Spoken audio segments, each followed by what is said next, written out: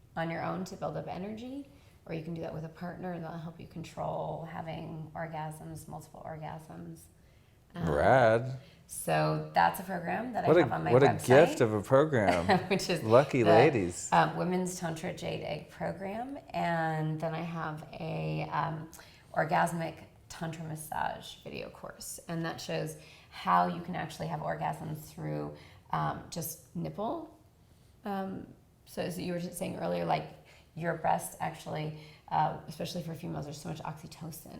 And so your whole body is so orgasmic. I forgot about the oxytocin part. And so we've forgotten how orgasmic our bodies are. And so women, from hugging, from breastfeeding, from nipple arousal, have oxytocin, which is the love and bonding hormone. And orgasm releases serotonin and dopamine. So all of these like really amazing happy hormones are associated with that sexual energy. Rad. And so you can learn how to do that Tantra massage on yourself, or how to give it to partners. So you could, for instance, learn how to give a woman a Tantric I think I breast massage. should learn that. Add that to my repertoire. I think you should. I like it. Okay. And a woman can learn how to do it for herself. Cool. And learn that, that as a goddess, your whole body is orgasmic. There's something I wanted to ask you too, my closing question, and that is, so you've taught me tons today, you've taught our listeners and viewers tons. Who have been 3 meaningful teachers in your life, or teachings that you've drawn from that we could also go check out? So 3 meaningful teachers was my teacher, my guru in India. I went for 9 years back and forth. I studied with him. I really wanted to learn these principles and learn how to then bring them back in a modern way. And that was my lab, was going to India, learning some of these things, coming back, teaching the yes breath, teaching the women's tantra like Jade Egg, teaching how men can do the edging, semen retention, and in general, just teaching people not to have shame. Does that teacher have a name that someone could look up? Amritananda.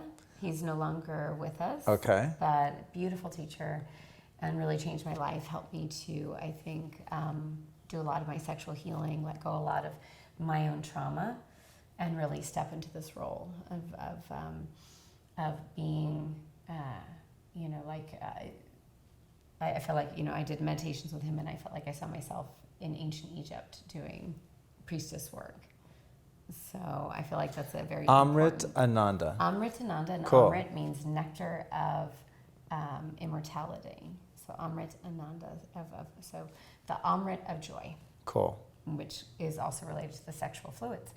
Oh, interesting. Okay. So going Cool. back to the idea of, is Yeah, it yeah. okay to release your sexual fluids as a man or not? Sometimes it depends on your mindset. If you do Right. it with shame, then it won't be as beneficial. If you do it with a sense of, worship or meditation or mindfulness, it actually can be a very beautiful experience. Cool. Yeah. All right. Give me 2 more. 2 more teachers. I also had a Native American Lakota teacher, and I went and I studied with him and watched them do Sundance ceremonies. And in India, I learned through Tantra and pleasure that we could actually rewire our brains and our nervous systems. And in the Lakota system, sometimes they used pain and as a way of purifying. But that teacher was important to me because he said that my job was to learn how to just be happy in this lifetime and not to suffer. And I thought that was very beautiful teaching. And then, let's see, one more teacher. I had one of my first yoga teachers was very strong and tough with me and made me have a core. And he said, it's fine to say you feel God and you feel everything, but can you do it in this human body? And can you do it, holding plank pose? Can you do it when you're under stress? And that was it to me, so spacing out or spiritually bypassing. Yeah. Yeah, that's a good point. I've heard you talk about that a few times, of sort of the cop out of I'm just gonna float away and be in bliss. It's well, what about harnessing that energy and actually doing good works with it here? I think that's what I'm more into. I love to space out like the next guy and get all blissed out with breathing and yoga and meditation and stuff, but it's like, then what do you do with that connection? What are we I like here that you for? embody that. Yeah. Well, we're embodied, right? So sex brought you here, and now we're here. So, why are we here? And how can we participate? How can we make this be a beautiful and joyful experience? How do we make heaven on earth right now? And so my guru in India used to also say we can get to a point where it's as if everything you do is making love, and every inhale is like an in thrust, and every exhale is a letting go, and you're just making love to everything all the time. God damn it. What a great way to end the show. Psalm, thank you so much for joining me today. Yeah, thank you. And I look forward to seeing you again. Yeah.